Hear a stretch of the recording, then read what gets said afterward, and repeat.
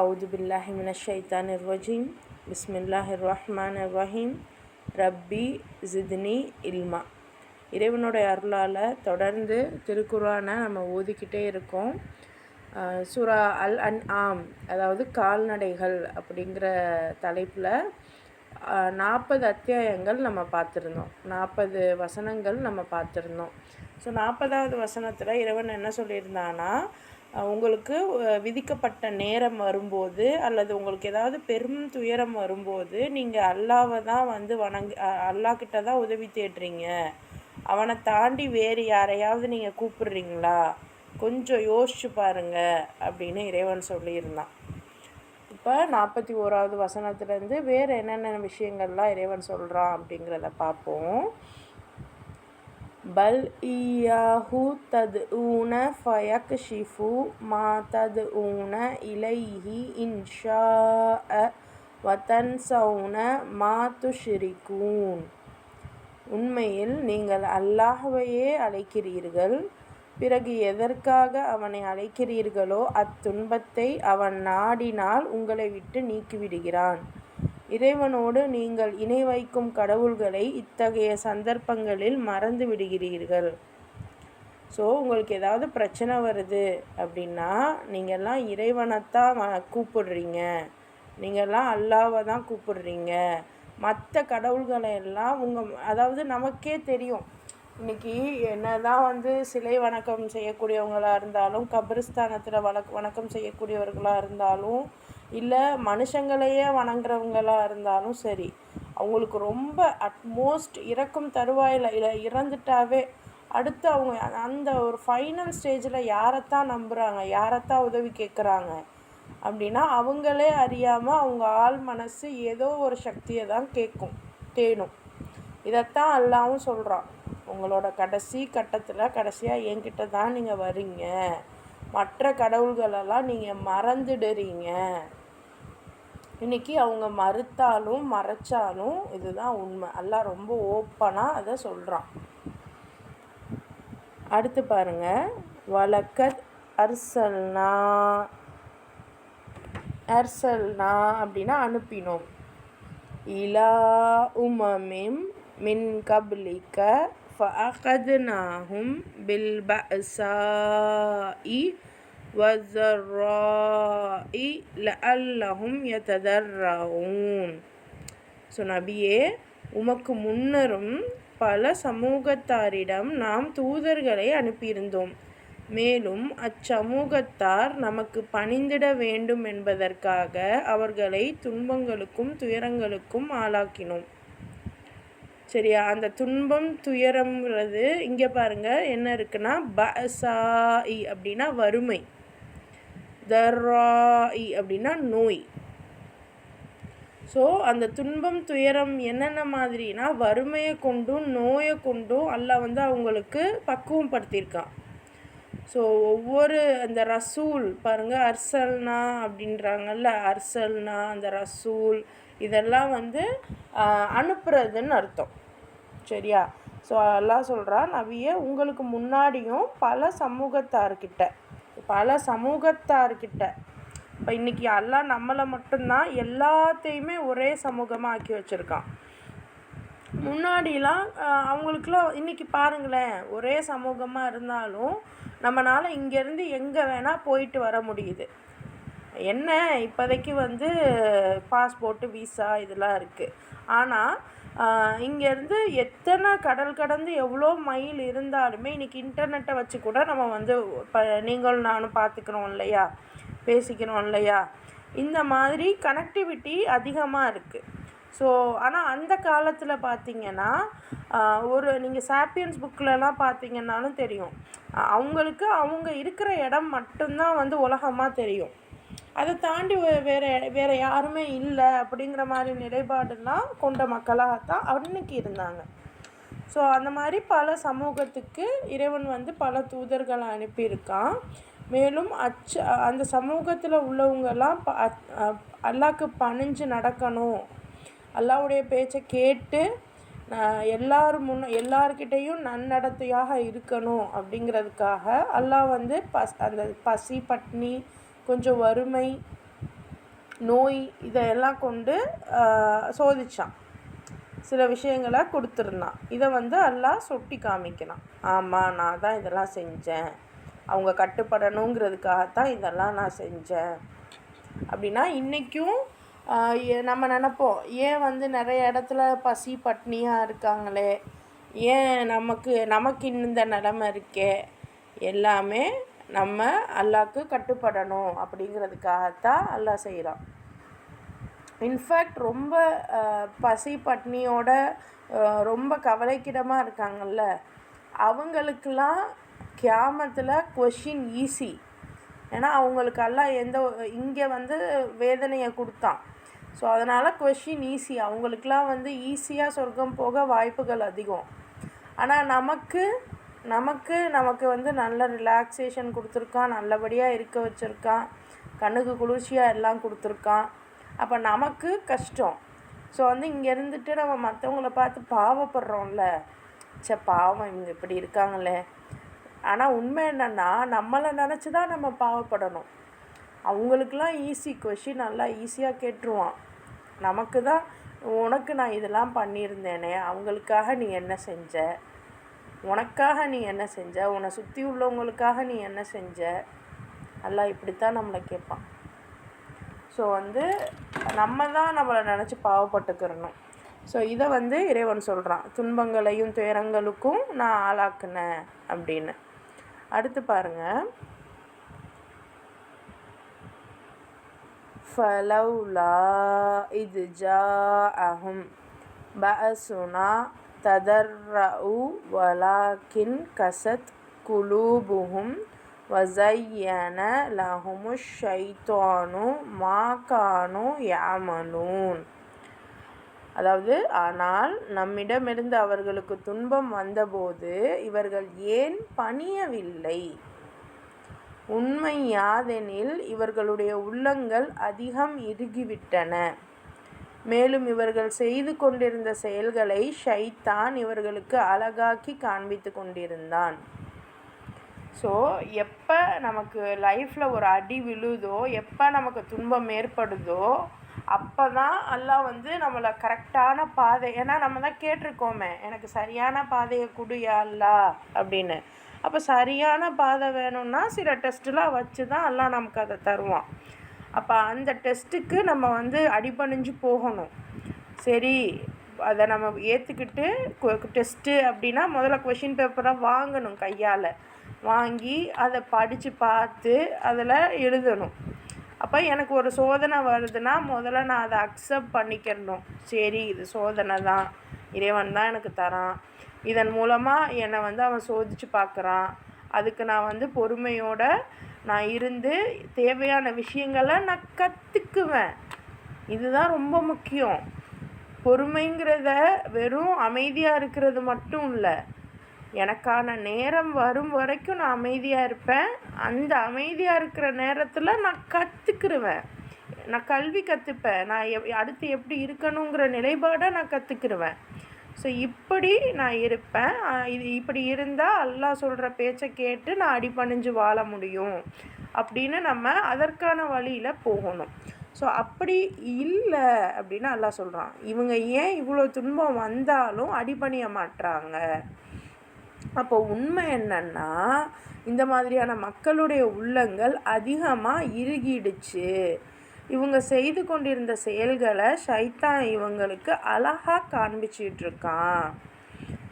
So நம்ம சொல்லுவோம், என் மனசே சரியில்லை, அப்போ நான் வந்து என் மனசு சரியில்லை அதனால தொழுவலை, இன்றைக்கி தொழுவலை நாளைக்கு தொழுதுக்கிறேன், சிம்பிள். அதே மாதிரி நான் வந்து இப்போ ஒரு விஷயத்தை ஸ்டார்ட் பண்ணியிருக்கேன், ஆனால் என்னால் ரொம்ப நேரம் செய்ய முடியல, யாருமே வாங்க மாட்டுறாங்க, எதுக்கு இதை நான் செஞ்சுக்கிட்டு, எனக்கு தான் தேவையில்லாத வேலை அப்படின்னு நான் விட்டுடுறது. ஸோ இந்த மாதிரிலாம் இல்லாமல், ஆமாம் கஷ்டம்தான், நான் ஒன்று ஆரம்பிச்சிருக்கேன், இதனால் மற்றவங்களுக்கு பலன் இருக்குது, புரிஞ்சுக்க மாட்டுறாங்க, என்ன பண்ணேன், அல்லாஹ் எனக்கு இந்த வாய்ப்பை கொடுத்துட்டான், நான் இதை எடுத்துட்டேன், கடைசி வரைக்கும் நான் செஞ்சுக்கிட்டே தான் இருக்கணும் அப்படின்னு நம்ம வந்து அதில் பயணம் செய்யணும். அதுதான் விஷயம். ஸோ ஏன் நீங்கள் பணியலை அப்படின்னா ஷைத்தான் வந்து நம்ம உள்ளங்களை கடினமாக்கி இறுக்கி அதை அழகாகவும் ஆக்குறான். நம்மளுடைய சோம்பேறித்தனத்தை, நம்மளுடைய அஜாக்கிரதையை எல்லாத்தையுமே அவன் அழகாக்குறான். இறைவன் பாதுகாப்பானாக. ஷைத்தானின் தேவையற்ற தீண்டுதலிலிருந்து நம்மை அனைவரும் இறைவன் பாதுகாத்து அருள்வானாக. அடுத்து பாருங்கள், ஃபலம்மா நசு மாதுக்கிரு பிஹி. நசு அப்படின்னா மறந்தனர், துக்கிரு அப்படின்னா உபதேசிக்கப்பட்டனர். பாருங்கள், திக்ரு அப்படின்னா ஞாபகப்படுத்துறது, அட்வைஸ் பண்ணுறது, இது எல்லாமே தான். ஸோ உபதேசிக்கப்பட்டனர். ஸோ நம்ம சொல்லுவோம்ல திக்ரு பண்ணுங்க, இங்கே பாருங்கள் துக்கிரோ அப்படின்னா உபதேசிக்கப்பட்டனர். அப்போனா அட்வைஸ், அல்லாவை திக்ரு பண்ணுறதுங்கிறது, அல்லாவை நினைக்கிறதுங்கிறது அவன் சொன்ன வார்த்தைகளை நம்ம நினச்சி பார்க்கணும். அவன் என்னென்ன வார்த்தைகள் நமக்கு சொல்லியிருக்கான், எப்படி எப்படி இருக்க சொல்லியிருக்கான், அதை நம்ம நினச்சி பார்க்கணும். அதை விட்டுட்டு கோடி முறை நம்ம அல்ஹம்துலில்லாஹ் சொன்னாலும் அல்லாஹ் வந்து அது அவனுக்கு ஒரு பொருட்டே இல்லை தான். ஸோ உபதேசிக்கப்பட்டனர். பிஹி ஃபதஹ்னா. ஃபதஹ்னா அப்படின்னா திறந்தோம். இன்னும் ஃபதஹ் அப்படின்னா வெற்றின்னு சொல்லுவாங்க. திறந்தோம், வெற்றி. அலைஹிம் அப்வாப வாசல்களை. குல்லி ஷையின் ஹத்தா இதா ஃபரீஹு பிமா ஊது அகதுனாஹும் பக்தத்தன் ஃபஇதாஹும் முப்லிசூன். பின்னர் அவர்களுக்கு போதிக்கப்பட்ட நல்லுரைகளை அவர்கள் மறந்துவிட்டபோது அருள் வளங்களின் அனைத்து வாயில்களையும் அவர்களுக்கு நாம் திறந்துவிட்டோம். எதுவரை எனில் தங்களுக்கு வழங்கப்பட்டிருந்த இந்த இன்ப நலன்களில் அவர்கள் திளைத்து இருந்தபோது திடீரென்று அவர்களை நாம் பிடித்தோம். அப்போது அவர்கள் முற்றிலும் நிராசை கொண்டோராய் ஆகிவிட்டனர். அதாவது இது வந்து ஒரு உலகத்தோட ஒரு சைக்கிள்னே சொல்லலாம். எப்படின்னா, ஒரு நல்ல விஷயம் செய்யும்போதோ அல்லது ஏதோ ஒரு விஷயம் செய்யும்போதோ நம்மளை வந்து அல்லாஹ் வந்து ஒரு கஷ்டத்தை கொடுப்பான். அந்த கஷ்டத்தை கொடுக்கும்போதே நம்மளை வந்து பக்குவப்படுத்துகிறான்னு அர்த்தம். ஆனால் நம்ம என்ன பண்ணுறோம், அந்த கஷ்டத்துலேருந்து மீண்டு வரணும் அப்படிங்கிறதுக்காக, ரொம்ப சீக்கிரம் நான் மீண்டு வரணுங்கிறதுக்காக தவறான வழியை சூஸ் பண்ணிவிடுவோம். அப்படி தவறான வழியை சூஸ் பண்ணிவிட்டு அந்த வழியில் நம்ம போகும்போது அல்லாஹ் என்ன பண்ணுறானா பாருங்கள், அல்லாஹ்வுடைய நல் உரைகளை மறந்துடுறப்போ. எப்போ மறப்போம்? ஏன்னா இன்றைக்கி நான் வந்து சீக்கிரம் நான் வந்து ஃபேமஸ் ஆகணும், சீக்கிரம் நான் வந்து என்னுடைய வியாபாரத்தில் நல்ல நிலைமைக்கு வரணும், சீக்கிரம் நான் வீடு கட்டணும், சீக்கிரம் நான் எல்லாமே பண்ணணும், என் பிள்ளை அதிகமாக சீக்கிரம் முன்னேறணும், இப்படி எல்லாமே சீக்கிரம் சீக்கிரம். எல்லாம் நான் ஒரு டைம் வச்சுருக்கேன், அந்த டைமில் தான் எல்லாம் தருவேன் அப்படிங்கிறான். பட் எனக்கு அவ்வளோ நேரம் பொறுமை இல்லை, நான் உடனே எனக்கு செய்யணும், இல்லை என்னால் இந்த சிச்சுவேஷனை தாங்க முடியலை, இப்படி ஏதோ ஒரு காரணத்தினால நம்ம என்ன பண்ணுறோம், அந்த சோதனையிலேருந்து ஷைத்தானோட பாதைக்கு தள்ளப்படுவோம். அப்படி நம்ம போயிட்டோம் அப்படின்னா அல்லாஹ் நமக்கு அந்த அருள் வளங்கள் வந்து அதிகமாக நமக்கு திறந்து விட்டுட்டே இருப்பானா. எது வரைக்கும்னா, அந்த இன்பத்திலேயே நம்ம அப்படியே மூழ்கி கிடக்கும்போது திடீர்னு நம்மளை பிடிப்பானா. அப்போ நம்ம எல்லாம் என்ன ஆகிடும், அப்போது அவர்கள் முற்றிலும் நிராசை கொண்டோராய் ஆகிவிட்டனர். அப்போ அந்த டைம் திடீர்னு அவன் பிடிக்கும்போது நம்மளால் ஒன்றுமே பண்ண முடியாது. ஸோ இன்கேஸ் நம்ம என்ன சொல்கிறது, நம்மளுடைய வரலாறு, இஸ்லாமிய வரலாறு நீங்கள் எடுத்து பாருங்கள். சுப்ஹானல்லாஹ், நபி ஸல்லல்லாஹு அலைஹி வஸல்லம் அதன் பிறகு அந்த 4 கலிஃபாக்கள் வரைக்கும் ஓகே. அந்த 4 கலிஃபாலையுமே உமருக்கு அடுத்து உஸ்மான் ரலியல்லாஹு அன்ஹுக்கும் அலி ரலியல்லாஹு அன்ஹுக்கும் என்னென்ன விவகாரங்கள் நடந்துச்சு, அதன் பிறகு எவ்வளோ டேமேஜு, எவ்வளோ இஷ்யூ, அதுக்கப்புறம் வந்த ஒவ்வொரு கலிஃபாக்களாக மன்னர்களான்னு பார்த்துக்கோங்க. அந்த மன்னர்களோட நிலைப்பாடு என்னவா இருந்துச்சு, இன்றைக்கி நம்ம எந்த மன்னர்களை சொல்கிறோம், அதனால தான் இன்றைக்கி நம்ம இஸ்லாத்தை எப்படி மற்றவங்கெல்லாம் நினைக்கிறாங்க. இன்றைக்கி கிலாஃபத்தை இல்லாமல் போயிடுச்சு. கிலாஃபத்துன்னு பேரளவுக்காவது முதல் உலகப் போர் வரைக்கும் இருந்துச்சு. அதுக்கப்புறம் அதுவும் இல்லை. அந்த அந்த ஒவ்வொரு மன்னர்களும், இஸ்லாமிய மன்னர்களும் எவ்வளோ செல்வ செழிப்பில் கொழிச்சு இருந்தாங்க. நம்ம சுல்தானேட்டை எடுத்துக்கோங்க, செக் பண்ணி பாருங்கள். நம்ம இந்தியாவில் இருந்த சுல்தான்ஸ் எல்லாம் பாருங்கள் எவ்வளோ செல்வ செழிப்பாக இருந்தாங்க அப்படின்னு. ஸோ அல்லாஹ் வந்து அவங்களுக்கு, நீங்கள் ஒரு வேளை தப்பாக போகிறீங்க அப்படின்னா எல்லாமே நான் கொடுப்பேன், கடைசியாக உங்களை நான் பிடிச்சிருவேன். ஸோ அந்த மாதிரி தான் அல்லாஹ் கொடுத்து கொடுத்து கொடுத்து கடைசியாக ஒரு கட்டத்தில் இந்த பிரிட்டன்ஸ் வந்ததுக்கப்புறம் சுல்தானேட்ஸ் யாருமே இல்லை, எல்லாத்தையுமே ஒழிச்சிட்டாங்கல்ல. ஸோ இப்போ அதுக்கப்புறம் பிரிட்டனும் எந்த அளவுக்கு ஆடிச்சு, இன்றைக்கி வரைக்கும் அமெரிக்காவும் பிரிட்டனும் எந்த அளவுக்கு பெரும் அளவுக்கு போனாங்க. இப்போ சமீபமாக இது ரெண்டத்தையும் பேக் தள்ளிட்டு இஸ்ரேல் நிற்கிது. ஸோ இப்படி ரொம்ப நீ எவ்வளோ தூரம் போறியோ போ, ஃபைனலாக போகும்போது டக்குன்னு ஒன்றை நான் பிடிப்பேன் அப்படிங்கிறான். இது வேர்ல்டு அளவுலையும் சரி, வீட்டளவுலையும் சரி, இன்னும் நம்ம இஸ்லாமிய வரலாறு வகையிலையும் சரி, எல்லாமே இதே கான்செப்டு தான். சரியா? அடுத்து பாருங்கள். ஃபகுதிஅ தாபிருல் கௌமில் லதீன ஸலமு வல்ஹம்துலில்லாஹி ரப்பில் ஆலமீன். இவ்வாறு அக்கிரமம் செய்த அச்சமுதாயத்தினர் அடியோடு வேரறுக்கப்பட்டார்கள். அகிலங்களின் அதிபதியாகிய அல்லாஹ்வுக்கே அனைத்து புகழும் உரியது. அவனே அக்கிரமக்காரர்களை வேரறுத்தான். முடிஞ்சு. ஸோ இந்த மாதிரி அக்கிரமம் செய்த எல்லாருமே வேரறுக்கப்பட்டனர். ஸோ எந்தெந்த சமூகமெல்லாம் அப்படியே அழிஞ்சு போச்சோ, இதெல்லாம் எங்கள் முன்னோர்கள் செஞ்சது, அவங்க இன்றைக்கி இல்லை அப்படின்னாலும் அவங்க அந்த இதுவே அழிஞ்சு போச்சு. இல்லை, ஒரு சாம்ராஜ்யமே அழிஞ்சு போயிருக்கு அப்படின்னா அவங்களுடைய ஆட்டத்துக்கான பிரதிபலன் தான். இப்போ இன்றைக்கி நம்ம என்ன தான் வந்து நம்ம சொன்னாலும், தமிழர்கள்னு சொன்னாலும், அந்த சேர, சோழர், பாண்டியர்கள் இவங்கெல்லாம் எங்கே போனாங்க? அவங்கெல்லாம் ஆனால் சரியான ஆட்கள் தான். ஆனால் சேரன் அப்படிங்கிறது ஒரு ஒட்டுமொத்த இனத்தையுமே குறிக்கும். அப்போ ஃபஸ்ட்டு இருந்தவர் நல்லவராக தான் இருந்திருப்பார். ஆனால் அடுத்தடுத்து வந்த அந்த மன்னர்கள் எப்படியெல்லாம் மக்களை ஆட்சி செஞ்சாங்களோ அதுக்கு தகுந்தாப்புல அவங்கெல்லாம் இழிவடைஞ்சு இல்லாமல் போனாங்க. இது எல்லாருமே நம்மளுடைய அரசுலேருந்து, நம்மளுடைய கிலாஃபத்துலேருந்து எல்லா இதுவுமே. அப்போ அழிஞ்சு போச்சு அப்படின்னா அந்த இடத்துல நம்ம வந்து வரம்பு மீறி செயல்பட்டு இருக்கோம், இறைவனுக்கு கட்டுப்படலை, அதனால தான் இறைவன் அழிச்சிருக்கான் அப்படிங்கிறத புரிஞ்சுக்கிறணும். ஸோ வேரோடு அறுக்கப்பட்டிருந்தாங்க. எல்லா புகழுமே இந்த உலகத்தோட அதிபதியான அல்லாஹ்க்கு தான். அக்கிரமக்காரர்களை அவன் அறுத்திருக்கான். ஸோ இன்றைக்கி யாரெல்லாம் அக்கிரமம் புரிகிறாங்களோ அவங்களெல்லாம் அல்லாஹ் வந்து பண்ணு, நீ நல்லபடியாக பண்ணு அப்படின்னு சொல்லிகிட்டு இருக்கான். இன்கேஸ் நபி ஈசா அலைஹிஸ்ஸலாம் வந்தாங்க அப்படின்னா அவங்களையும் அல்லாஹ் வேறறுப்பான். ஸோ அப்போ தான் வேறறுக்கப்படும்போது தான் தெரியும் நம்ம எந்த கேட்டகரியில் இருந்தோன்னு.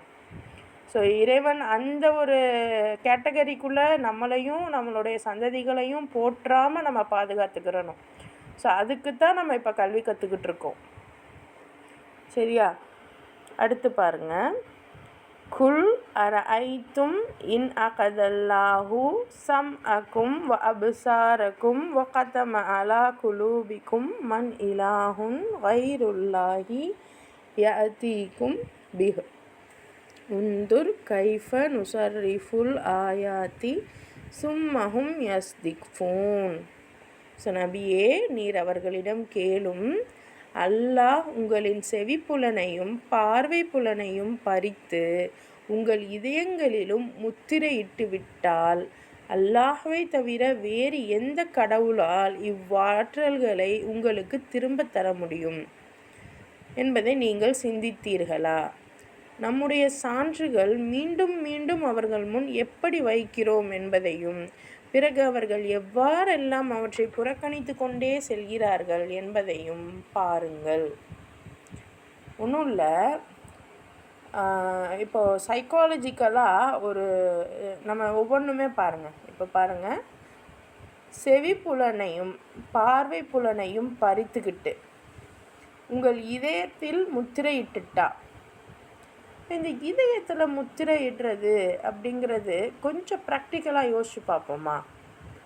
இந்த மனத்தத்துவ ரீதியில், அதாவது சைக்காலஜிக்கல் ரிலேட்டடாக சீசோஃபீனியா அப்படின்னு ஒரு நோய் இருக்குது. அந்த நோய் எப்படி வருது, ஏன் வருதுன்னா இது வரைக்கும் தெரியலை. ஆனால் அந்த நோய் வந்துச்சு அப்படின்னா அங்கே அந்த பாதிக்கப்பட்டவங்க வந்து கடைசி முழுக்க அவங்க காலம் முழுக்க டேப்லெட்ஸ் தான் எடுக்கணும். ரெண்டாவது, அவங்களுக்கான ஒரு சரியான நிலையில் அவங்க இருக்க மாட்டாங்க. என்ன தான் அவங்க பார்த்தாலும், என்ன தான் அவங்க கேட்டாலும், ஒரு சாதாரண மனுஷன் அதுக்கு யோசித்து செயல்படுவான்ல. இப்போ நான் எல்லாரும் என்னை பார்க்குறாங்க அப்படின்னா நான் எந்த அளவுக்கு டீசெண்டாக இருப்பேன். ஆனால் அந்த ஸ்கீசோஃபீனியாவால் பாதிக்கப்பட்டவங்க வந்து யார் என்ன பார்த்தாலும், இல்லை இவங்க எதை பார்த்தாலும் ஒரு 6th சென்ஸ் இருக்கிற ஒரு மனிதன் மாதிரி நடந்துக்க மாட்டாங்க. அவங்களுக்கு என்ன தோணுதோ, அப்போதைக்கு என்ன தோணுதோ அதுதான். அவங்களுக்கெலாம் வந்து கண் இருந்தாலும் அதனால் எந்த பிரயோஜனமும் இல்லை. அதே மாதிரி காது இருந்தாலும் அதனால் எந்த பிரயோஜனமும் இல்லை.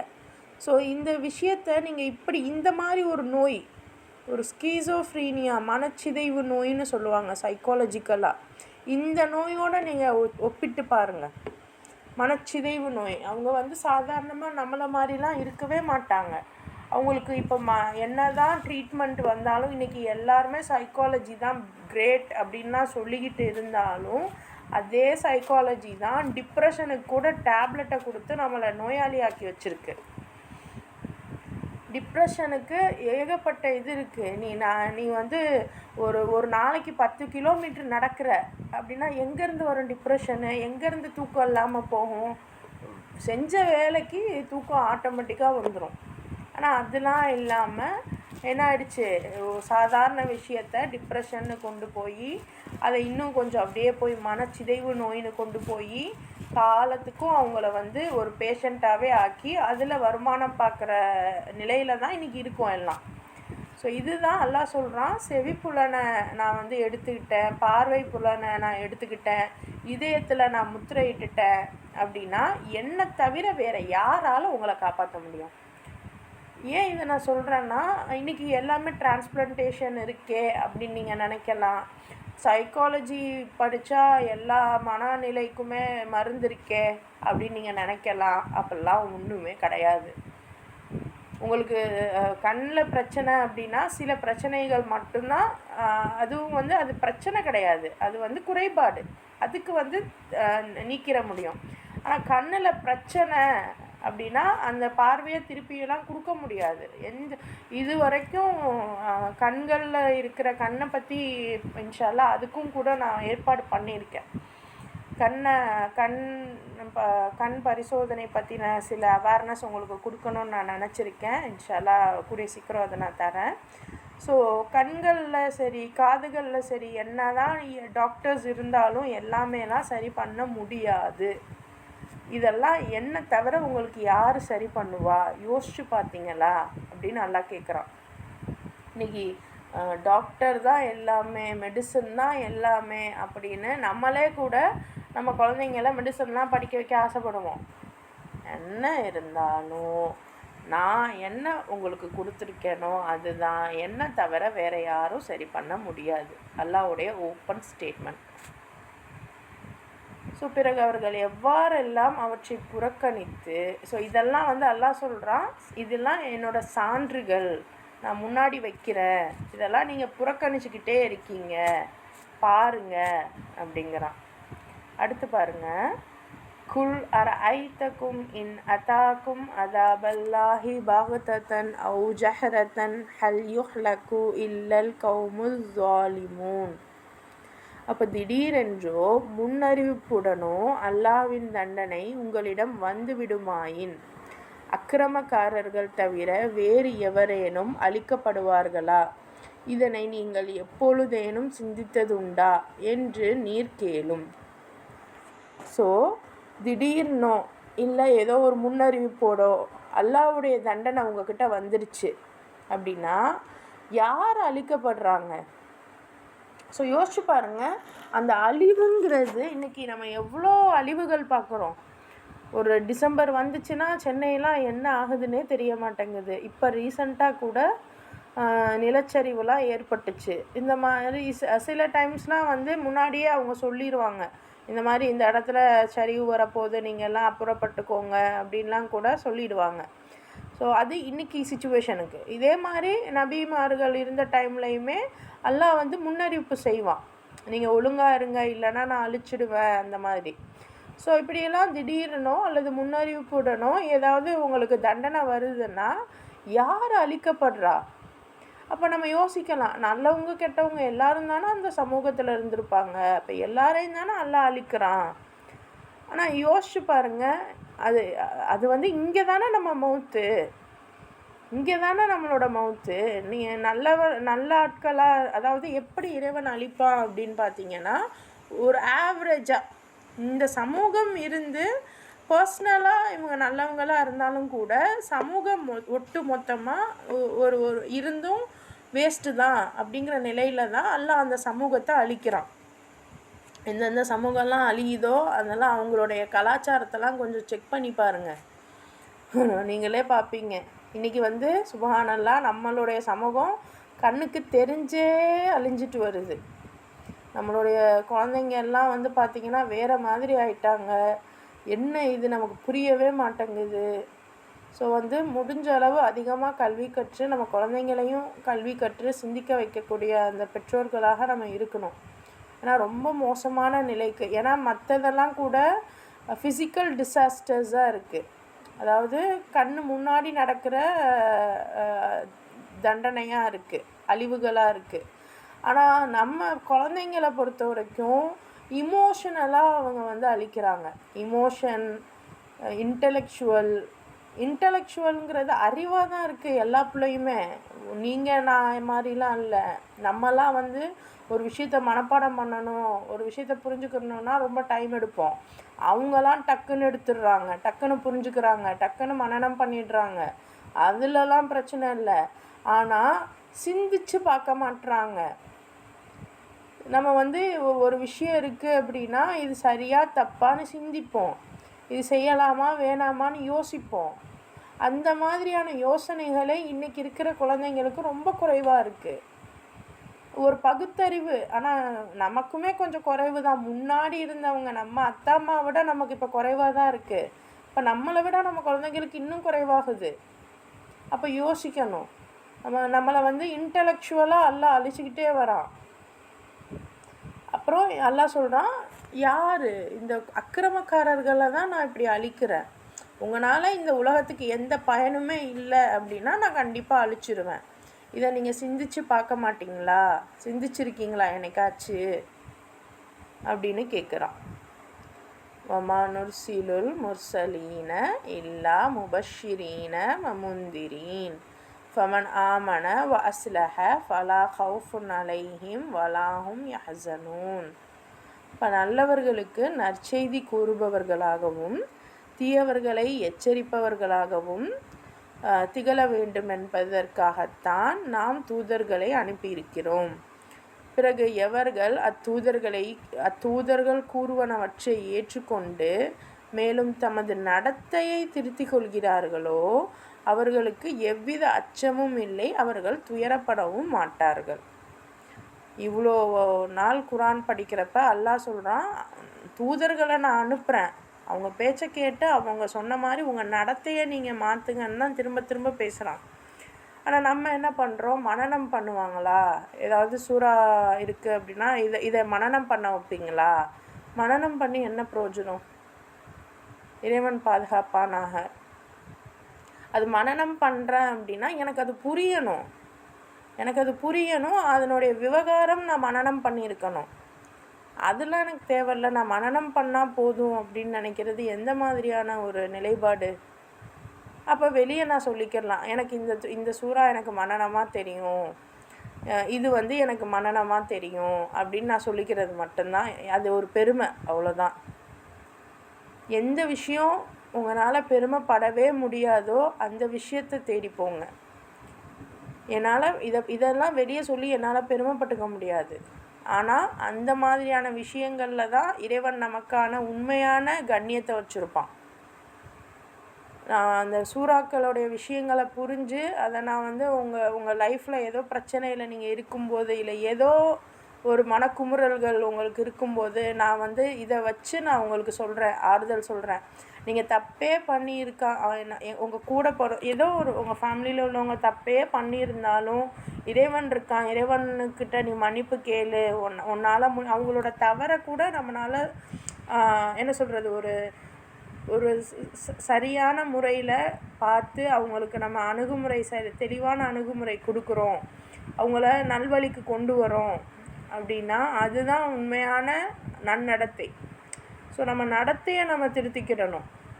இன்றைக்கி டக்குன்னு சொல்கிறோம்ல, இது செய்யலாமா அப்படின்னு கேட்கும்போதே நம்ம சொல்லிடுவோம், அதெல்லாம் செய்யக்கூடாது, தப்பு.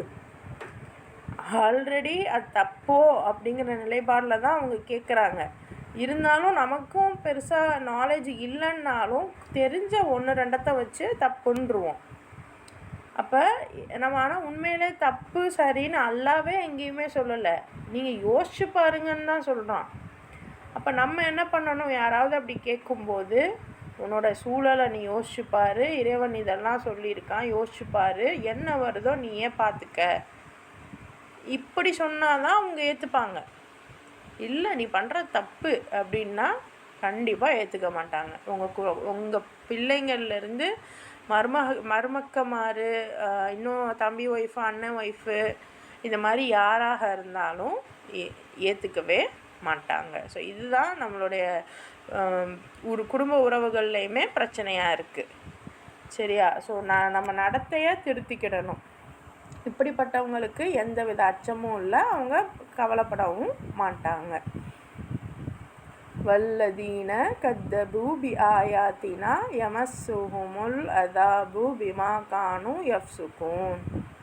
மேலும் தமது திருவசனங்களை பொய்யென்று வாதிட்டவர்கள் நமக்கு கீழ்ப்படியாமல் வாழ்ந்து கொண்டிருந்ததன் காரணமாக தண்டனையை அனுபவித்தே தீருவார்கள்.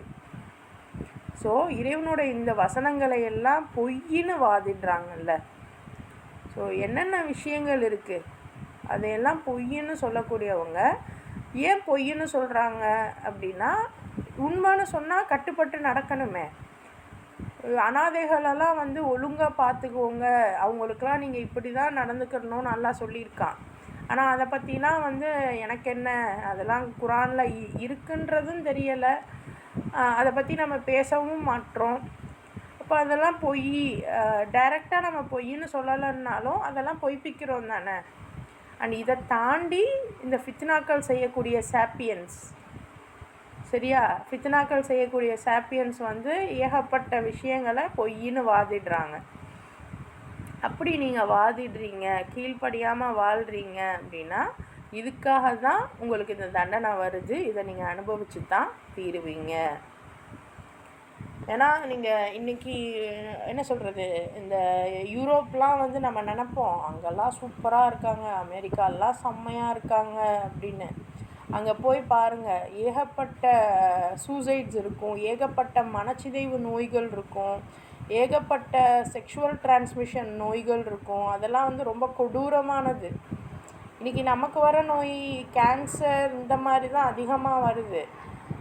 மற்றபடி இந்த இந்த இப்போ சில நடிகைகளுக்கெல்லாம் கூட வருது இல்லையா, மயோசிட்டிஸோ ஏதோ ஒன்று, எலும்பு சிதைவு நோய் சம்திங், அந்த மாதிரியான நோய்கள் அண்ட் பால்வினை நோய்கள், இதெல்லாம் வந்து ரொம்ப கொடூரமாக இருக்கும். இதெல்லாம் இங்கே இப்போ வந்து கொஞ்சம் அதிகரிச்சுக்கிட்டு வருது. ஆனால் நீங்கள் வெளிநாடுகளில் பார்த்தீங்கன்னா அது ரொம்ப காமனாகிடுச்சு, ரொம்ப ரொம்ப காமனாகிடுச்சு. அப்போ இதெல்லாம் நீங்கள் செஞ்சதுக்கு தான் நான் உங்களுக்கு தண்டனை தரேங்கிறான். ஆனால் இன்றைக்கி தெளிவாக பேச முடியாதவங்க, தெளிவாக பேசாதவங்க ரொம்ப மட்டமாக பேசி எல்லாருக்கும் முன்னாடியும் விமர்சனத்துக்குள்ளாகிறாங்க. ஆனால் தெளிவாக யோசிக்கணும், தெளிவாக பேசணும். அதுக்காக தான் முடிஞ்ச அளவு ரொம்ப கவனமாக சில விஷயங்கள்லாம் பேசணும்னு சொல்லுவாங்க. இல்லாத பட்சத்துக்கு நம்ம அமைதியாக இருந்துக்கிறது நல்லது தான். ஸோ இது உங்களுக்கு புரியணுங்கிறதுக்காக நான் இந்த வார்த்தைகள்லாம் நான் பேசுகிறேன். எல்லார் முன்னாடியிலையும் எல்லா இடங்கள்லையும் நம்ம இதை பேசிட முடியாது. ஸோ கவனம். ஸோ இந்த மாதிரி எங்கே பார்த்தாலுமே நம்ம கண்ணால் நினைப்போம் இவங்கெல்லாம் சூப்பராக இருக்காங்க அப்படின்னு. ஆனால் உள்ளுக்குள்ளே ஏகப்பட்ட பிரச்சனைகளோடு தான் இருப்பாங்க. இதைத்தான் எல்லாம் சொல்கிறான். இப்படி நீங்கள் இருந்தீங்கன்னா நான் கண்டிப்பாக தண்டனை கொடுப்பேன், அதை நீங்கள் அனுபவிச்சு தான் ஆகணும் அப்படிங்கிறான். அடுத்து பாருங்கள். குல்லா அகூலு லக்கும் இந்தி கஸாயினுல்லாஹி வலா அலமுல் கைப வலா அகூலு லக்கும் இன்னி மலக் இன் அத்தபிஉ இல்லா மா யூஹா இலை குல் ஹல் யஸ்தவில் அமா வல் பசீர் அஃபலா ததஃபக்கரூன். நபியே, இவர்களிடம் கூறும், அல்லாஹ்வின் கருவூலங்கள் என்னிடம் உள்ளன என்றும் மறைவானவற்றை நான் அறிகிறேன் என்றும் உங்களிடம் நான் கூறவில்லை. மேலும் நான் ஒரு வானவர் என்றும் கூறவில்லை. என் மீது இறக்கி அருளப்படுகிற வஹியை மட்டுமே நான் பின்பற்றுகிறேன். மேலும் நீர் அவர்களிடம் கேளும், பார்வை உள்ளவனும் பார்வையற்றவனும் சமமாவார்களா? நீங்கள் சிந்திக்கவே மாட்டீர்களா? அல்லாஹ் சொல்கிறான், நபியே இந்த மக்கள்கிட்ட நீங்கள் சொல்லுங்கள். ஏன்னா இவங்க நபிக்கிட்ட என்ன பண்ணாங்க, நீங்கள் வானவரா, உங்களுக்கு எல்லாமே தெரியுமா, அது தெரியுமா, இது தெரியுமா, ரொம்ப கொஷின் அதிகமாக. அவரே என்ன சொல்கிறது, அவரே சாதாரண ஒரு மனுஷர். அல்லாஹ்வுடைய வஹி அவருக்கு வரும்போது அவருக்கு என்ன மாதிரியான நிலையெல்லாம் ஏற்படும்ன்றது நம்ம ஹதீஸுகளில் பார்த்துருக்கோம். அப்படியே வேர்த்து ஊற்றும், நடுங்கும். ஏன்னா அந்த வேர்ட்ஸ் அவ்வளோ பவரு. யோசிச்சு பாருங்கள். நமக்கு இப்போ சாதாரணமாக பார்க்கும்போதே நமக்கு அவ்வளோ கஷ்டமாக கொஞ்சம் நடுங்குது. அவர் இன்றைக்கி நடக்கிறதுக்கு அப்படியே வருது. அப்போ அது எவ்வளோ வீரியமான ஒரு விஷயம். அப்போ அந்த மாதிரி இருக்கும்போது அதையெல்லாம் தாங்கிக்கிட்டு வேலையும் செஞ்சுக்கிட்டு இருக்கிற அந்த மனுஷன்கிட்ட போயிட்டு இது என்ன, அது என்ன, இதை நீங்கள் தெரிஞ்சிருக்கீங்களா, அதை நீங்கள் தெரிஞ்சிருக்கீங்களா, சும்மா கேள்வி கேட்குறது. இன்றைக்கி நம்ம என்ன பண்ணுறோம், எல்லாமே குரானில் இப்படி இருக்குது தான். இதை வேறு யாரோ ப்ரூவ் பண்ணி கொண்டு போயிட்டாங்க தான். அதை பார்த்து நம்ம என்ன பண்ணுறோம், இது குரானில் இருக்குல்ல, இதுதான் நம்ம கம்பேர் பண்ணி ஒப்பிட்டு பார்க்குறோம். இங்கே ஒப்பிட்டு பார்க்க நேரமே இல்லை நமக்கு. இருக்கா இது அத்தாட்சியா, அப்போ இதை வச்சு நம்ம என்ன பண்ணணும், அப்படி தான் நம்ம யோசிக்கணும். நம்ம கரெக்ஷன், ஆட்டோ கரெக்ஷன்லாம் பண்ண தேவையே இல்லை. அப்போ இந்த மாதிரி இருக்கும்போது நபிக்கிட்ட ரொம்ப கேள்வி கேட்கும்போது கேட்டதெல்லாம் யார், சில சஹாபாக்கள் தான், சில யூதர்கள் தான், சில காஃபீர்கள் தான், எல்லாருக்கும் சேர்த்து தான் அல்லாஹ் சொல்கிறான். சில முனாஃபிக்குகள் தான். அதாவது அல்லாஹ்வுடைய கருவூலங்கள், அதாவது இந்த உலகத்தில் உள்ள எல்லா வளமும் என்கிட்ட தான் இருக்குது அப்படின்னு நீங்கள் நினைக்காதீங்க. மறைவான எல்லாத்தையுமே நான் அறிகிறேன், எனக்கு தெரியும் அப்படின்னு நீங்கள் நினைக்காதீங்க. நான் அப்படி ஒன்றும் சொல்லலை. நான் ஒரு வானவரும் இல்லை. இது அல்லாஹ் நபியை சொல்லி இந்த ஆயத்தில் சொல்கிறான். நான் ஜஸ்ட் எனக்கு என்ன அல்லாஹ் இறக்கி அருளி இருக்கானோ அந்த வஹியை மட்டும்தான் நான் பின்பற்றுறேன். சரியா? மேலும் நீர் அவர்களிடம் கேளும். ஸோ அந்த வஹியை வச்சுட்டு வஹியை பற்றி பேசிட்டு சொல்கிறோம், பார்வை உள்ளவனும் பார்வை அற்றவனும் சமமாவாங்களா? ஸோ இந்த வஹி தான் என்னுடைய வியூ, என்னுடைய பார்வை. ஸோ இதை நான் ஃபாலோ பண்ணுறதுனால நான் பார்வை உடையவனாக இருக்கேன். பார்வை இல்லாதவனா பார்வை உள்ளவனும் சமமா? நீங்கள் யோசித்து பார்க்க மாட்டீங்களா அப்படின்னு நபி ஸல்லல்லாஹு அலைஹி வஸல்லம் அல்லாஹ் கேட்க சொல்கிறோம். இதே தான் இன்றைக்கி நமக்கும். ஸோ யாருமே எல்லாத்தையுமே அறிஞ்சவங்க இல்லை. நபியே மறைவானதை அறியாதவங்க தான். அதே மாதிரி நபியே வந்து அல்லாவை தான் ஃபாலோ பண்ணுறாங்க. ஸோ நம்ம வந்து கண்ணை மூடிக்கிட்டு யாரையும் ஃபாலோ பண்ணணும்னு அவசியம் இல்லை. கொஞ்சம் கவனித்து சரியாக தப்பான்னு யோசித்து நம்பணும். இப்போ நானும் சொல்கிறேன் அப்படின்னு நான் சொல்கிறது அப்படியே கண்ணை மூடி நம்பினீங்க அப்படின்னா நானும் நபியே இப்படின்னா இப்போ நான் ஏமாற்றணும். ஸோ இந்த மாதிரி இப்போ நான் ஜஸ்ட் நம்ம எல்லோரும் சேர்ந்து ஓதுறோம், அவ்வளோதான். நம்மக்கிட்ட நம்ம வந்து ஒரு ஜமாத்தில் இருப்போம், நம்ம வந்து ஒரு இமாமை ஃபாலோ பண்ணுறோம், அவங்க என்ன சொல்லியிருக்காங்களோ அது மட்டும்தான் அப்படிங்கிற நிலைப்பாடில் இருப்போம்.